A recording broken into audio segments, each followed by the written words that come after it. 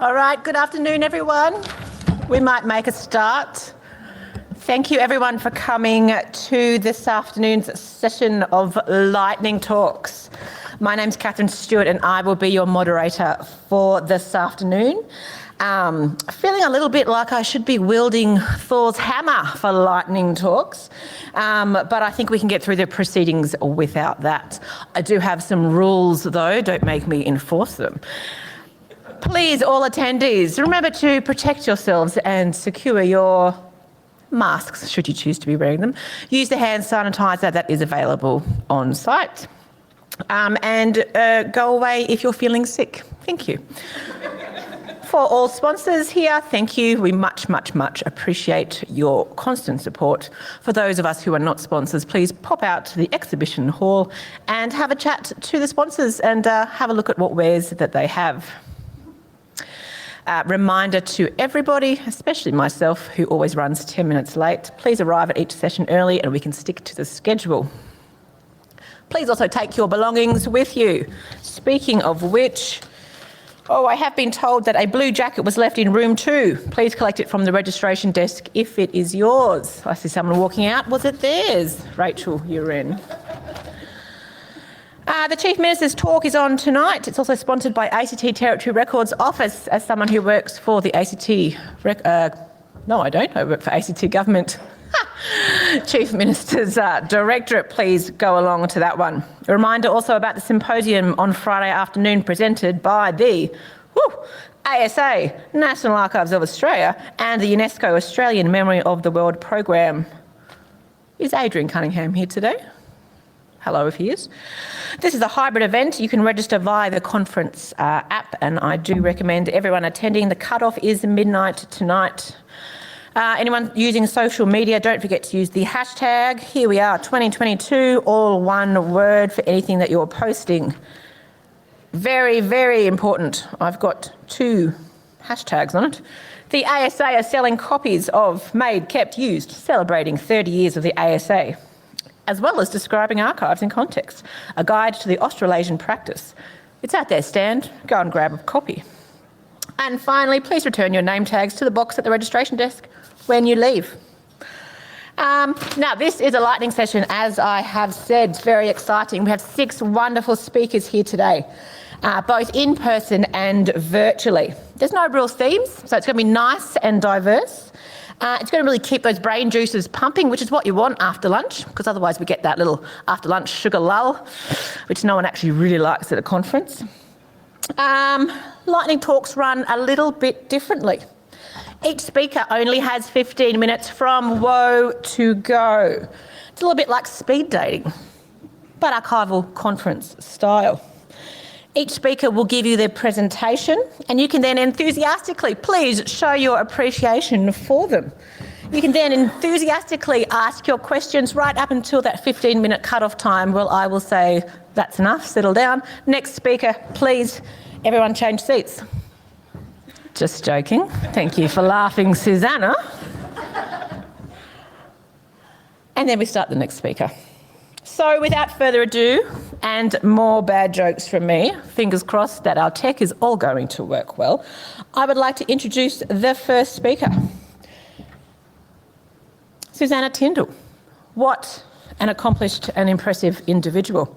Susannah currently works in records management at Monash University. She has a graduate diploma in information and knowledge management from Monash as well, specialising in archives and records, and has recently completed a Master of Information Studies from Charles Sturt University. She has a keen interest in automation and integration, as well as expanding current record keeping capabilities to meet the next phase of technologies. She strives for greater user experience and continual service improvement. She's really heavily involved as well in the local profession and the professional chapters, and I recommend everyone here should be. She volunteers, as if we don't know, as the Secretary for the Australian Society of Archivists Council. But you may not know, she also sits on the Young RIMPA board, oh to be young, which was established recently to influence, inform and provide a voice for young professionals. Susannah is also part of the current International Council on Archives New Professionals program, which I believe our current ASA president was also a new professional back at the Sol conference. And current coordinator. There you go. So, without further ado, Susannah is presenting on the power of the podcast, introducing records management to hardcore IT. Please, Susannah.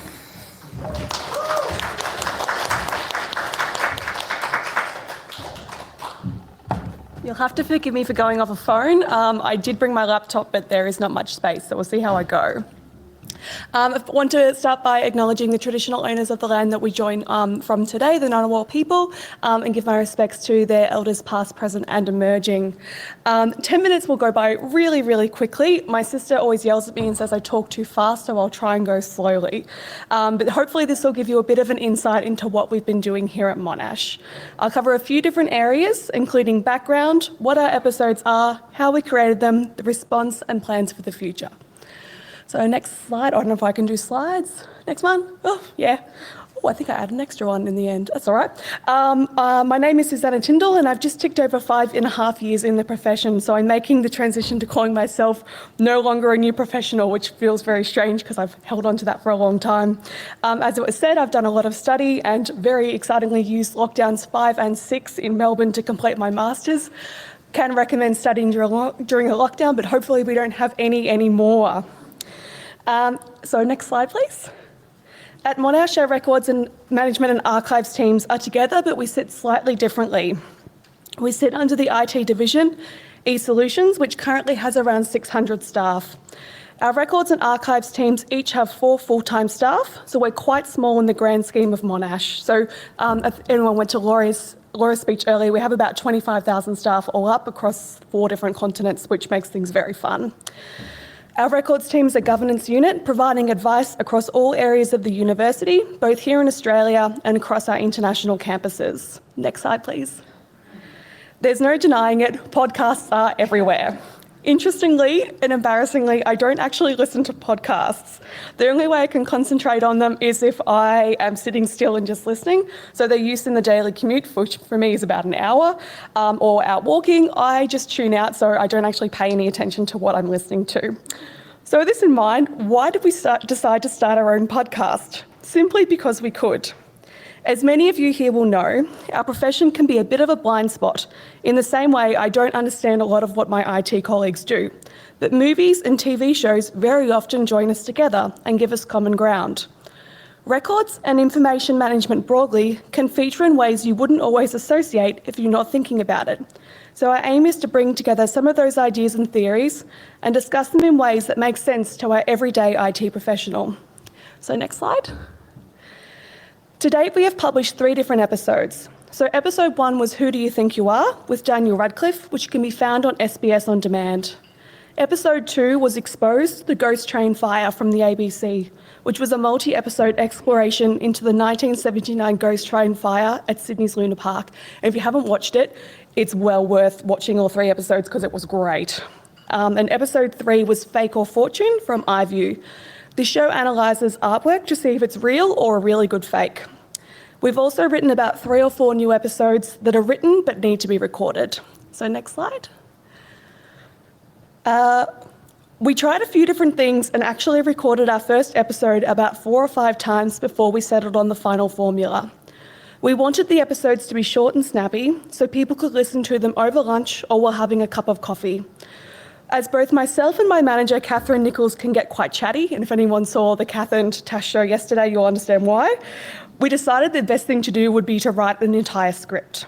This did 2 things. It kept us on track and to the time limit, and also ensured we had a bit of a narrative to what we were saying and didn't end up on massive tangents and struggling to find a way back. When it came to recording, we used either our normal standard issued headsets or the laptop microphone for the sound, then Zoom to record, like you would any other meeting. This gave us both image and sound, but ultimately we decided not to use our image as part of the final published piece. This has the added benefit that when we're following along with the script, we don't look like we're super disinterested. When you save and finalise a Zoom meeting, this actually comes out with a few different files, including a separate audio file with just the dialogue. So this saved having to isolate that sound file. It's this that we edited and eventually turned into our podcast. I have a bit of an advantage for the editing as I have a full Adobe license at work, which gave me access to the full suite of Adobe products. So full disclosure, I had never used any of these products before this, and as you can see from the sound file there, that is really intimidating to look at and go, what on earth am I going to do with that? So I did a lot of Googling and trial and error, and eventually got used to the programs and isolating and getting what we had in the end. As we were following a script, there wasn't too much editing to do. Most of what I remove is long pauses or ums and ahs and the occasional coughing fit. I have the added difficulty of a new build at the house next door, so occasionally there's some background construction noise, but I feel this adds to the authenticity of our amateur podcast. We did also have the fun recording where a candle caught on fire in the background and the panic that followed. And I chose not to share that because it was quite scary. After the editing is complete, it's time for us to publish. As I said earlier, we were publishing audio only, but not the visual of us speaking. We have a fantastic animation program we use at work called Beyond, which we use to publish other things, like our training videos. So it's easiest to continue with this and keep the similar branding. Unfortunately, this is a licensed program, and the license is a little more on the expensive side, but there would definitely be other programs which could be used. One limitation is each slide in Beyond can only accept about 2 minutes of audio at once. This means I have to slice up the recording to individual sections, which takes some manipulation to ensure I'm cutting in a space where there's a pause or breath. This can mean I have much shorter cuts than the 2 minutes and therefore have to make more. Once this is done, I simply upload each audio section into Beyond and organise accordingly. I did some fun animation and created a character for myself and my manager, Kath. For each episode, I include the title card, which was on the previous slide, and an image of the show or movie as relevant. For example, in the Fake or Fortune episode, we kept the painting up for the full episode. So next slide. We've had extremely positive responses to our podcast series so far. After our first episode was released, we actually had an influx of people with requests for us to review different shows, and also gave feedback on shows they were now seeing with a different lens. Initially, we were just posting these internally via Workplace, which is our social media platform at Monash, but have since decided to publish externally to our records management website. These are uploaded to YouTube as unlisted videos, then linked back. We've also been able to pivot the original use and gamified the content for training for a large student services area. This allows users to earn badges for different areas of understanding, similarly to like Scouts. And we gave each podcast a short quiz, and people now get different records management badges when they've completed a section. This engagement came from seeing our podcasts, and this is a massive achievement. So next slide. As I said earlier, we have a few more podcasts already in the mix and are excitedly branching out with some guest speakers. The fun part of this has been watching something and then thinking, wow, I really need to write an episode about this. We tried to do most of our shows on open access platforms like iView or SBS On Demand, but there are a few that are on streaming services. And just one more slide. So all the episodes are available on our website, and this QR code should take you straight there. Keep an eye out for new episodes launched in the future, and thank you. I always get so hot when I speak. Sorry, I'll blame the lights. Ask for questions. Yeah. Oh, does anyone have any questions? Yeah. So fantastic. Yeah. Yeah. Yeah. We do need, just wait for the microphone. Yeah. Hi, I'm Louise. I just want to say how fantastic that is as a way to train people about records and archives. So I just finally grabbed hold of what you're actually doing. You're reviewing TV shows through a lens of how the records and archives have been used, and you're sharing that with initially your colleagues within Monash to promote records and archives within the uni, and then you've realised that everyone's interested. Yay! Okay, bravo. Sorry, I probably should have explained that a bit better. It's like, because of the 10 minutes is hard work. Yeah.